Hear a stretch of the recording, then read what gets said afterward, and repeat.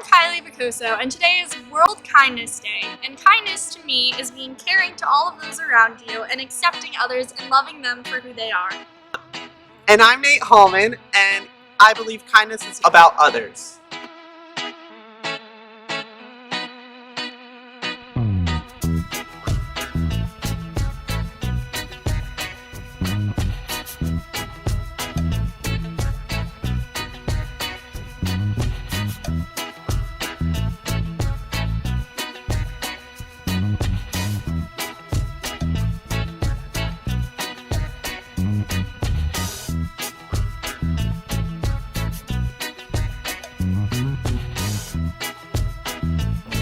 Kindness is contagious.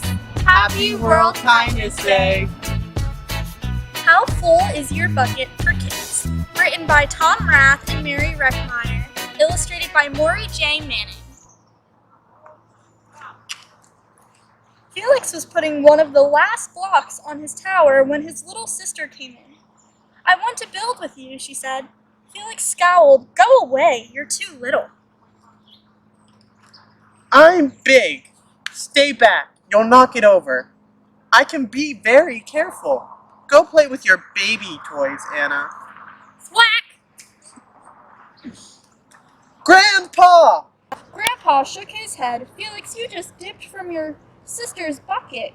Like everything else, Anna has an invisible bucket. When it's empty, she feels bad.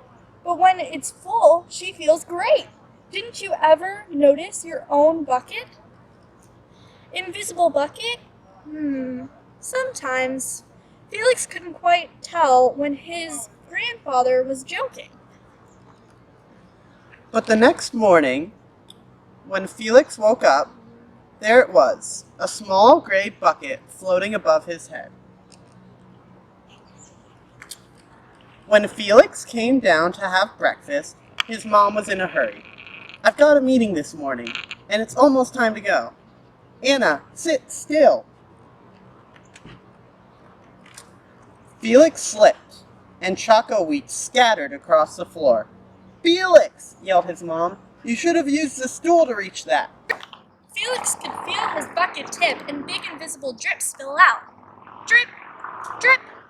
"Ha ha!" laughed Anna as she crunched the cereal with her shoe. "Drip! Get the broom and clean that up before you miss the bus," scolded Mom. With the school bus honking, Felix quickly swept up the choco wheats and grabbed the last blueberry muffin. But before he could even take one bite, Buster jumped up and grabbed the muffin from his hand. Drip! "Hey, look at Felix's new backpack. My baby brother has one just like that." Drip! drip! Psst! Felix! Psst! Watch out, shrimp! Drip! It was still morning, and Felix's bucket felt almost empty. As he watched his classmates walk into the room, he secretly hoped they would trip and fall. That's what it feels like when you have an empty bucket.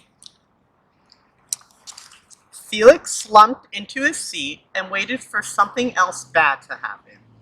Mrs. Bumblenickel walked slowly up to his desk and handed him a paper. He could hardly bear to look. "Felix, you wrote a wonderful story. Would you please share it with the class?" Felix grinned and felt a big drop land right in his bucket. Drop! Drop! Plop! Clink! Drop! The Gigantosaurus who wanted a pet by me, Felix. The class grew quiet. They laughed at all the right places and oohed at all the scary parts. When Felix finally read "The End," everyone clapped, even Emily, who sat next to him and didn't usually like dinosaurs. Felix felt a whole shower of drops land in his bucket. Maybe the day wouldn't be so bad after all. Drop! Drop! Team captains today are Veronica and Felix. Nice cow! It's a dog. Well, nice colors there, Felix. Cool laser ant backpack, Felix.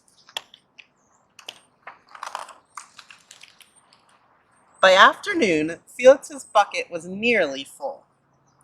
At recess, when he looked around, Felix suddenly realized that his grandpa was right. Everyone else had a bucket, too. Drop. Let me help you. Drop. Drop. Here's your baseball. Catch. Thanks, dude. Drop. Drop. Hi, I'm Felix.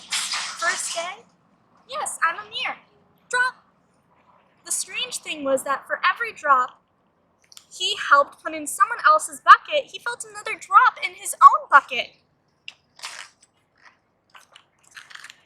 When Felix burst in the door after school, he shouted, "You were right, Grandpa. I do have a bucket, and I understand how it works." Then he saw Anna's torn doll. "Bad dog," he almost scolded.